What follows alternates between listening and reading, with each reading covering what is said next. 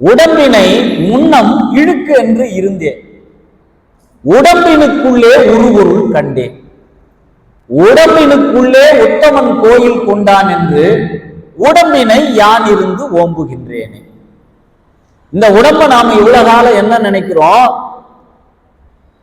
இந்த உடல் என்பது ஏதோ நம்முடைய தாய் தந்தையர் நமக்கு கொடுத்திருக்கிறார்கள், இதை நாம பயன்படுத்திக்கிட்டு இருக்கோம். தாய் தந்தையர் என்பவர் ஒரு கருவிதான். அந்த கருவியின் மூலமாக இறைவன் தான் ஒரு பெண்ணினுடைய வயிற்றிலே ஆண் குழந்தையா பெண் குழந்தையா என்பதை தீர்மானித்து அவன் அனுப்புறான். அனுப்புனவன் என்ன பண்றான்? ஒரு 2.5 லட்சம் வருஷம், அதாவது ஐஸ் ஏஜ் என்ற காலம், பனியுக காலம், அந்த பனியுக காலத்திலே வாழ்ந்தது டைனோசரஸ். அந்த டைனோசரஸ் காலத்திலே மனிதன் என்பவன் கிடையாது.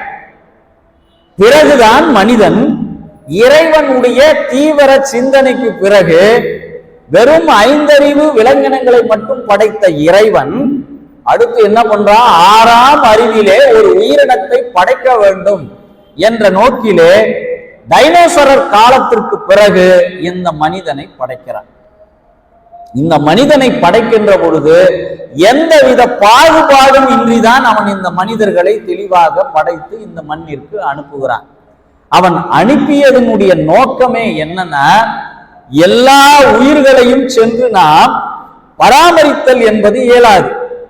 ஒரு உயிரினுடைய தொடர்ச்சி என்பது இன்னொரு உயிரினுடைய வளர்ச்சி. ஒரு பட்டாம்பூச்சி இருக்கிறது என்றால் கூட அந்த பட்டாம்பூச்சி ஏதோ ஒரு வகையிலே இந்த மனிதனுக்கு துணை புரிகிறது. ஆனால் நாம் நம்முடைய சக உயிரினங்களை கொன்றுவிட்டு நாம் மட்டும் இந்த மண்ணுலகிலே வாழ வேண்டும் என்று நினைத்தோமானால் நீண்ட காலம் இந்த மண்ணுலக வாழ்க்கை என்பது மனிதர்களுக்கு நிலைக்காது. இப்ப பட்டாம்பூச்சினால என்ன நன்மை நீங்க கேட்கலாம். ஒரு பூவில் போய் அது உட்காருகிறது. உட்காருகின்ற பொழுது அதனுடைய அடிப்புறத்திலே அந்த பூவிலே இருக்கக்கூடிய மகரந்த தூள்களானது ஒட்டிக்கொள்கிறது. இப்போ இந்த மலரிலிருந்து அது பறந்து இன்னொரு மலரிலே போய் உட்காருகின்ற பொழுது மகரந்த சேர்க்கை என்பது நடக்கிறது. அந்த மகரந்த சேர்க்கை நடந்தால்தான் தாவரங்கள் இனவிருத்தி அடையும், விதைகள் என்பது உற்பத்தியாகும். யோசிச்சு பாருங்க, இந்த மனிதர்களுக்கு தேவையான காய்கறிகளையும் கனிகளையும் நாம் தான் இதை உற்பத்தி செய்து பண்ணுகிறோம், இதை நாம் மனிதர்களுக்கு கொடுக்கிறோம் என்று நாம் சிந்திக்கிறோம். அப்படி அல்ல.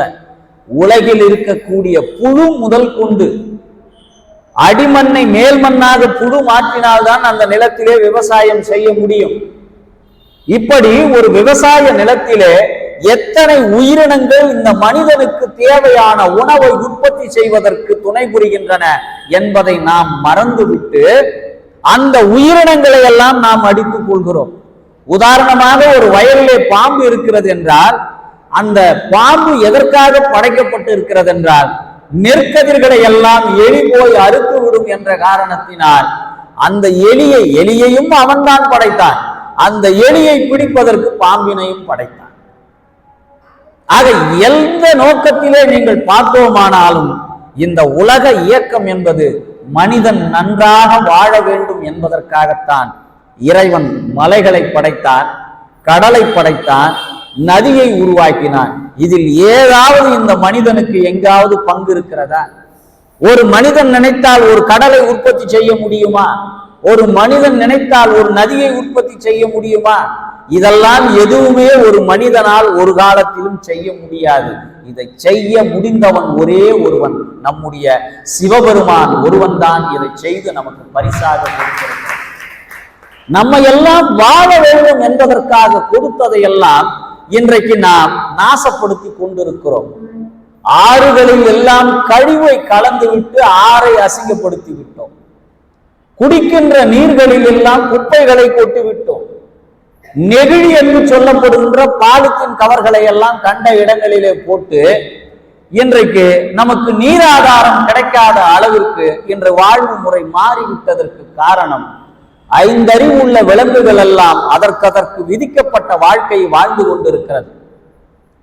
ஒரு புலி என்பது தனக்கு பசி எடுக்கின்ற நேரத்திலே ஒரு மானை போய் வேட்டையாடுமே ஒழிய, பசி எடுக்காத நேரத்திலே பக்கத்திலே மான் வந்தால் கூட அது எதையும் செய்யாது, அது அமைதியாக சென்று கொண்டிருக்கும். ஆனால் மனிதன் மாத்திரம் இன்றைக்கு உணவு, நாளைக்கு உணவு, அடுத்த மாதத்திற்கு உணவு, அடுத்த வருடத்திற்கு உணவு, இப்படி சேகரித்து வைக்கிறோமே. என்றாவது நாம் ஒரு நாள் இந்த விலங்கின வாழ்க்கையை யோசித்து பார்த்திருக்கிறீர்களா? ஒரு காகம் என்றைக்காவது ஒரு மூட்டை அரிசியை சேகரித்து கொண்டு போய் வைத்திருக்கிறதா? இல்லையே. எப்படி அவர்களுக்கு மட்டும் இறைவன் அதற்குரிய உணவை கொடுக்கிறான்? பறவைகளாக இருந்தாலும் மரத்திலே கனிகளை உற்பத்தி செய்து அந்த பறவைகளுக்கு அவன் கொடுத்திருக்கிறான். ஒரு நாளாவது அவன் இந்த பறவைகளுக்கு உணவு கொடுத்திருக்கிறோம், இந்த மனிதனுக்கு நீரை கொடுத்திருக்கிறோம் என்று இதற்குரிய கட்டணங்களை செலுத்து என்று என்றைக்காவது கடவுள் சொல்லி இருக்கிறானா? இயற்கையை அழகாக படைத்த இறைவன் கேட்காமலே இன்னைக்கு ஒரு மணி நேரம் நமக்கு மழையை கொடுக்கிறான். 1 சென்டிமீட்டர் மழை பெஞ்சா அங்க சுற்றி வாழ்கின்ற மக்கள் எல்லாம் 1 லட்சம் ரூபாய் கொடுக்கணும்னு சொன்னா நம்மால் தர முடியுமா இறைவனுக்கு? எல்லாவற்றையும் நமக்கு இலவசமாக கொடுக்கிறானே, அந்த இறைவன் மீது நாம் கருணை வைக்கிறோமா? அந்த இறைவனை வழிபடுகிறோமா? செல்வம் வருகின்ற போதெல்லாம் நாம் என்றைக்குமே இறைவனை திரும்பி பார்ப்பதில்லை. ஏன்னா நமக்கு அவன் செல்வத்தை கொடுத்து விட்டான், வறுமையிலிருந்து நம்மை நீக்கி என்று மிகப்பெரிய ஒரு பதவியை கொடுத்து விட்டான் என்றால் நாம் இறைவனையே தூசாக மதிக்கின்ற சிந்தனைக்குள்ளே வருகிறோம். ஆனால் ஒரு நாள் ஏதாவது ஒரு துன்பத்தை லேசாக கொடுத்து விட்டாலே கடவுளுக்கு கண்ணில்லையா என்று அவனை நாம் திட்டுகிறோம். இன்பம் வருகின்ற போது அவனை நாம் ஏதும் சொல்லுவது இல்லை, துன்பம் வருகின்ற போது மட்டும் அவனை கண்ணா பின்னா என்று திட்டுறோம் கடவுளை. ஆனாலும் நீ திட்டினன்றதுக்காக கடவுள் உன் மீது எப்பொழுதும் கோபப்பட மாட்டான். எந்த ஒரு தாயும் தன் குழந்தை தன் மார் மீது எட்டி உதைத்தாலும் அதை ஆனந்தப்பட்டு சிரிப்பாலே தவிர அந்த குழந்தையை அடித்து துன்புறுத்த மாட்டான். அப்படிப்பட்டவன் தான் நம்முடைய இறைவன். உடம்பினை முன்னம் இழுக்கு என்று இருந்தேன். நான் இந்த உடலை என்ன நினைச்சேன், சாதாரணமா நினைச்சிட்டேன். இந்த உடல் என்பது ஒரு 7 தாது பொருட்களால் ஆனது. இறைவன் கட்டமைக்கின்ற பொழுதே நமக்கு என்ன பண்றான்னா மெயின் பார்ட்ஸ், முக்கியமான உடலிலே உறுப்புகள். அவன் ஒரு விஞ்ஞானி மாதிரி செயல்பட்டு இருக்கான். நீங்கள் அந்த சித்தாந்தத்துக்குள்ள போய் படிச்சு பார்த்தீங்கன்னா இறைவன் ஒவ்வொரு கட்டமைப்பு உடலுக்குள் எவ்வளவு அழகாக எந்தெந்த பொருளை எங்கெங்க வைக்கணும், கண்ணை எங்க வைக்கணும், மூக்கை எங்க வைக்கணும், வாயை எங்க வைக்கணும், கல்லீரலை எங்க வைக்கணும், மண்ணீரலை எங்க வைக்கணும், சிறுநீரகத்தை எங்க வைக்கணும், இதயத்தை கொண்டு போய் எங்க வைக்கணும், எல்லாவற்றையும் சரியாக தேர்வு செய்து ஒரு விஞ்ஞானியை போல் செயல்பட்டு இருக்கிறான் நம் இறைவன். உடம்பினை முன்னம் இழுக்கு என்று இருந்தேன். இந்த உடம்பை என்ன நினைச்ச, இது என்ன சாதாரண உடம்பு தானே, இது எதனால் உருவாக்கப்பட்டிருக்குன்னா முதலில் தோல். நமக்கு மேல என்ன பண்ணிருக்கான், ஒரு பாதுகாப்பு கவசமாக தோலை கொடுத்திருக்கிறான். அதற்குள்ளே என்ன பண்ணா சதையை கொடுத்திருக்கான். மேல் புறத்திலே தோல், உள்ளே இறைச்சி என்ற சொல்லப்படுகின்ற சதையை கொடுத்திருக்கான். அதுக்கடுத்து உள்ள என்ன பண்ணா நரம்புகளை கொடுத்திருக்கான், எலும்புகளை கொடுத்திருக்கிறான், மூளையை கொடுத்திருக்கிறான், உடலில் ஓடுவதற்கு ரத்தத்தை கொடுத்திருக்கான். இவை அனைத்தும் என்றாவது ஒரு நாள் எனக்கு கொடு என்று நாம் யாராவது கேட்டு இருக்கிறோமா? எவ்வளவு அருமையான வாழ்க்கையை இறைவன் நம் கையிலே கொடுத்திருக்கிறான். இது எதையுமே நாம் யாரிடமோ காசு கொடுத்து வாங்கியது கிடையாது, எல்லாமே தானாக வந்தது. இதயம் துடிக்க வேண்டும் என்று என்றைக்காவது நாம் சொன்னோமா? இந்த மண்ணிலே விழுந்த உடனே நம்முடைய இதயம் துடிக்க ஆரம்பிக்கிறது. இவ்வளவு கருணையோடு நமக்கு கொடுத்த இறைவனை அவன் கேட்பது ஒன்றுதான், என்னுடைய திருநாமத்தை நீ உச்சரித்தால் போதும்தான். வேற ஒண்ணு இறைவன் நம்மிடம் எதிர்பார்க்கிறது. எனக்கு ஒரு 100 ஏக்கர்ல ஒரு கோயிலை கட்டுன்னு இறைவன் என்றைக்கும் கேட்கல. ஒரு 1000 கோயிலுக்கு குடமுறுக்கு விழா நடத்துன்னு இறைவன் கேட்கலை. அவன் கேட்பதெல்லாம் இந்த உயிர்களிடத்தே அன்பு செலுத்து. வள்ளலார் சொல்வதை போல உயிர் இரக்கமே பேரின்ப வீட்டினுடைய திறவுகோல். பேரின்ப வீடு என்பது வேறொன்றும் இல்லை, இறைவனுடைய திருவடி. அவர் எளிதாக ஒரு வரியை சொல்கிறார், நீ இறைவனை அடையணுமா வேற ஒண்ணும் பண்ணாத, உயிர்களிடத்தும் அன்பு செலுத்து. உயிர் இரக்கம்தான் நீ சொர்க்கலோகத்திற்கு செல்வதற்கான ஒரு திறவுகோல் என்கிறார். ஒரு வீட்டை பூட்டி விடுகிறோம் என்றால் அந்த பூட்டி விட்ட வீட்டை, அந்த பூட்டை திறப்பதற்கு ஒரு சாவி தேவைப்படுகிறது. சாவி இருந்தாலே மிகப்பெரிய அரண்மனையாக இருந்தாலும் அந்த அரண்மனையை திறப்பதற்கு ஒரு திறவுகோல் வேணும். அப்படி பேரின்ப வீடாக இருக்கக்கூடிய சொர்க்கத்திற்கு நாம் செல்ல வேண்டும் என்றால் நம் மனதிலே கருணை பொழிய வேண்டும், உயிர்கள் மீது இரக்கம் இருக்க வேண்டும். உடம்பினை முன்னம் இழுக்கு என்று இருந்தேன், உடம்பினுக்குள்ளே உருபொருள் கண்டேன். நான் இது ஏதோ சாதாரண உடம்பு அப்படின்னு நினைச்சேன். இந்த சாதாரண உடம்ப நான் என்ன பண்ணிட்டேன்னா மதுவாலும் காமரசத்தாலும் மற்றைய சில பழக்க வழக்கங்களாலும் இறைவன் கொடுத்த இந்த உடலை நாம் சிதைத்து சின்னாபின்னப்படுத்துகிறோம். எப்படின்னு யோசிச்சீங்கன்னா, ஒரு வாகனம் இருக்கு, ஒரு வாகனத்துல நாம போயிட்டு இருக்கோம். போகும் பொழுது இந்த உடல் உறுப்பை நமக்கு இலவசமாக இறைவன் கொடுத்திருக்கிறான். இதை எவ்வளவு பாதுகாப்பா வச்சுக்கணும்னு நினைச்சிட்டு வாகனத்தை ஓட்டணும். ஆனால் இன்றைய இளைஞர்கள் பார்த்தீங்கன்னா ஆரம்பத்திலே 70-80 பிறக்கிறான். அவனுடைய உடல் உறுப்புகள் மீது அவனுக்கு சிறிது கவனமும் இல்லை. ஒரு உறுப்பு பழுதடைந்து விட்டால் இன்றைக்கு அதனுடைய மதிப்பு என்பது பல லட்சங்கள். ஒரு சாதாரணமாக ஒரு பல் விழுந்து விட்டால் அந்த பல்ல கட்டணும்னா 5000 ரூபாய் வேணும். இன்னைக்கு ஒரு டாக்டர் கிட்ட போனா 5000 ரூபாய் இருந்தாதான் ஒரு பல்ல வைக்க முடியும். ஆனா இறைவன் உனக்கு இலவசமா கொடுத்தானே, அதை பாதுகாக்க நாம் தவறிவிட்டோம். நம்முடைய உடல் முழுக்க இருக்கின்ற உறுப்புகளினுடைய மதிப்பு பல கோடி. அது அந்த உறுப்பு மாற்று அறுவை சிகிச்சை செய்வதற்கு போகிறார்கள் பாருங்க மருத்துவமனைக்கு.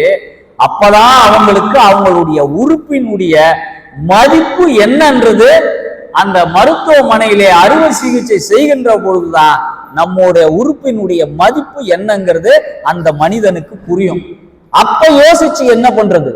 இருக்கின்ற காலத்துல சரியாக இந்த உறுப்பை பாதுகாக்க வேண்டும், சரியான உணவை உண்ண வேண்டும் என்ற எண்ணம் நமக்கு வரல.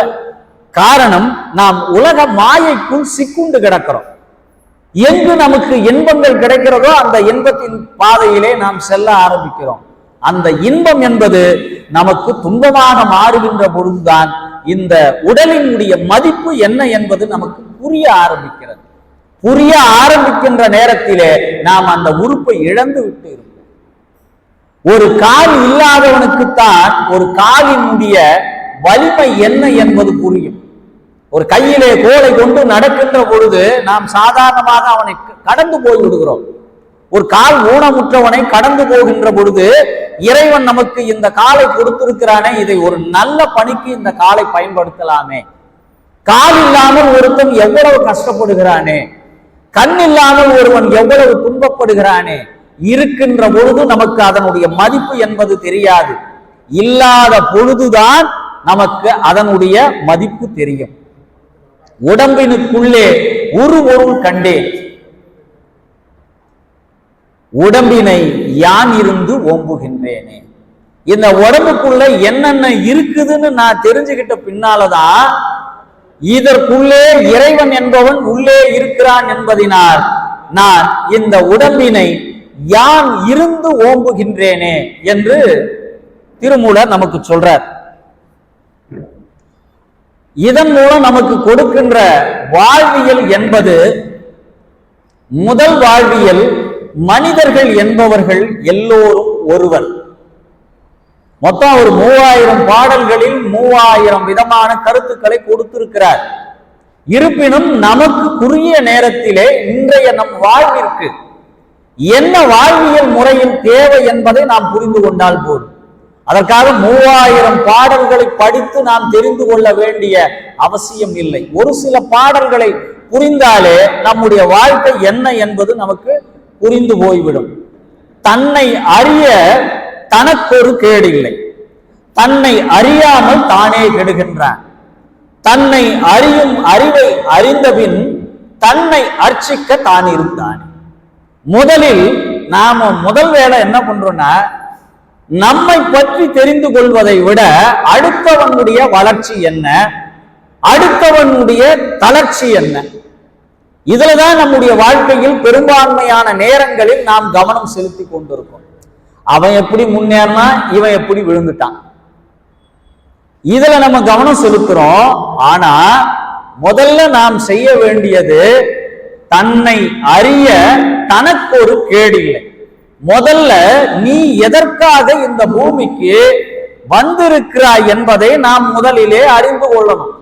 அததான் திருமூலர் சொல்றார், தன்னை அறிய முதலில் நீ யார் என்பதை உன்னுடைய உள்முக பயணத்தின் மூலமாக, உலகத்தில் பிறந்திருக்கக்கூடிய ஒவ்வொரு உயிரினமும் ஒவ்வொரு மனிதர்களும் ஒரு காரணத்திற்காக தான் படைக்கப்பட்டிருக்கிறார்கள்.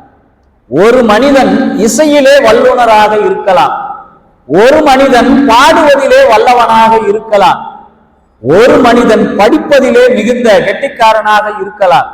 ஆக இசை வல்லுனனை கொண்டு போய் படிக்க சொல்லக்கூடாது, படிக்க சொல்பவனை கொண்டு போய் இசை வல்லுனர் ஆக்க முடியாது, நன்றாக பாட தெரிந்தவனை கொண்டு போய் எழுத சொல்லக்கூடாது. ஆக யாராருக்கு என்னென்ன திறமை என்பதை இறைவன் என்ன பண்றான்னா, ஒரு தாயின் கருவறையில் இருக்கின்ற பொழுதே உனக்கான வாழ்க்கை எது என்பதை அவன் தீர்மானித்து விடுறான். உனக்கு இதுதாண்டா வாழ்க்கை, இதன் மூலம் நீ அந்த படகை நீ பற்றி கொண்டு வாழ்க்கை என்ற கடலில் கடந்து வா என்று நம்மளை அனுப்புறான். ஆனால் பிறந்த மனிதர்களில் 99% பேர் நாம் எதற்காக மனிதர்களாக பிறந்தோம் என்ற அடிப்படை காரணத்தை கூட புரிந்து கொள்ள முடியாமல் வாழ்க்கையே முடித்துவிட்டு மயானத்துக்கு சென்று விடுகிறார்கள். எந்த காரணத்திற்காக நான் பிறந்தேன் என்று உனக்குள்ளே ஒரு கேள்வியை கேள். உனக்குள்ளே ஒரு திறமை இருக்கிறது, அது என்னவென்று கண்டுபிடிக்க வேண்டும் என்பதுதான் அங்கே இறைவனுடைய திருவிளையாடலும் சூட்சமமாக நமக்கு வச்சிருக்கான். இதை கண்டுபிடித்தவர்கள் எல்லாம் இளமையிலிருந்தே தன்னுடைய திறமை எது என்பதை கண்டுபிடிச்சிட்டான்னா அவன் அந்த துறையில உயர்ந்த இடத்துக்கு போயிடுறான். உதாரணத்துக்கு நாம எடுத்தோம்னா இளையராஜாவை எடுத்துப்போம்.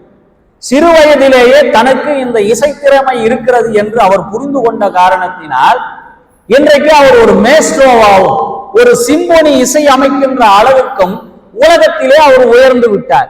ஆக அவருக்கு என்ன திறமை இருக்கிறது என்பதை அவர் கண்டுபிடிச்சிட்டார். அதே போல நடிகர் திலகம் சிவாஜி கணேசன் அவர்கள் தான் நடிப்பு துறைதான் நமக்கு இறைவன் விதித்திருக்கிறது என்று கண்டுபிடித்த காரணத்தினால் அந்த துறையிலே உயர்ந்த இடத்திலே செவாலியே விருது பெறுகின்ற அளவிற்கு ஒரு ஜெர்மன்காரன் வந்து அவருடைய நடிப்பை பார்த்து விருது கொடுத்துட்டு போனான். ஆனா அவர் பெருசா படிச்சாரா? படித்தவர்கள் எல்லாம் மேதாவி என்றும் நினைத்து விடக் கூடாது. இளையராஜா ஒரு பெரும் படிப்பாளியும் கிடையாது, சிவாஜி கணேசன் ஒரு பெரும் படிப்பாளியும் கிடையாது. ஆனால் திறமை உள்ளவர்களாக இருந்திருக்கிறார்கள். அதற்கு எது காரணம் என்றால், மனிதனுக்கு உள்ளே இறைவன் புகுத்தி வைத்திருக்கக்கூடிய அந்த திறமை எது என்பதை கண்டுபிடித்து விட்டால் நீதான் இந்த உலகத்திலே உன்னுடைய துறையிலே முதலிடத்திலே வரலாம். அறிவு என்பது 2 அறிவு, ஒன்று நூல் அறிவு, இன்னொன்று அனுபவ அறிவு. ஒருவன் புத்தகங்களை படிக்கின்ற மூலமாக தன்னுடைய அறிவை விருத்தி செய்து கொள்வான், இவன் ஒரு வகை. நூல்கள் மூலமாக புத்தகங்கள் மூலமாக தான் பெற்ற அறிவின் மூலமாக தன் வாழ்க்கையை மேம்படுத்திக் கொள்பவன் ஒரு வகை. இன்னொரு வகை என்பது அடுத்தவர்களுடைய அனுபவங்களை, படிப்பறிவு இல்லை என்றாலும் அடுத்தவர்கள் தங்கள் வாழ்க்கையிலே பட்ட இன்ப துன்பங்களை புரிந்து கொண்டு அவன் கற்றுக்கொண்டு வாழ்க்கையிலே உயர்ந்து விடுகிறான். அதனால் படித்தவன் எல்லாம் மிகப்பெரிய அறிவாளி என்றும் நினைத்து விடாதீர்கள், பாமரன் எல்லாம் அறிவே இல்லாதவன் என்றும் நினைத்து விடாதீர்கள். இன்றைக்கு நமக்கு இத்தனை பள்ளிக்கூடங்களை கட்டி கொடுத்த காமராஜர் பள்ளிக்கூட வாசனை தெரியாமல் இருந்த அவரால் தான் கல்வி என்பது மனிதனுக்கு எவ்வளவு அவசியமானது என்பதை அவர் புரிந்து கொண்டு அத்தனை கல்வி கூடங்களையும் கட்டி கொடுத்து நம்மை படிக்க வைத்தார். படிக்காத மேதைகளால் தான் இந்த சமூகம் என்பது இன்றைக்கு பின்னி பிணையப்பட்டு உயர்ந்த இடத்திலே நாம் சென்று கொண்டிருக்கிறோம்.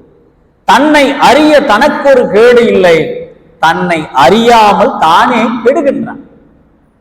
நீ யார் என்பது தெரியாத காரணத்தினால்தான் உன் வாழ்க்கை என்பதே முற்றிலுமாக அழிந்து போய்விடுகிறது. தன்னை அறியும் அறிவை அறிந்தபின் என்னைக்கு நீ யார் என்பதை உணர்ந்து கொள்கிறாயோ, நாம் எதற்காக இந்த மண் உலகிற்கு வந்திருக்கிறோம் என்பதை புரிந்து கொள்கிறாயோ, தன்னை அர்ச்சிக்க தான் இருந்தானே.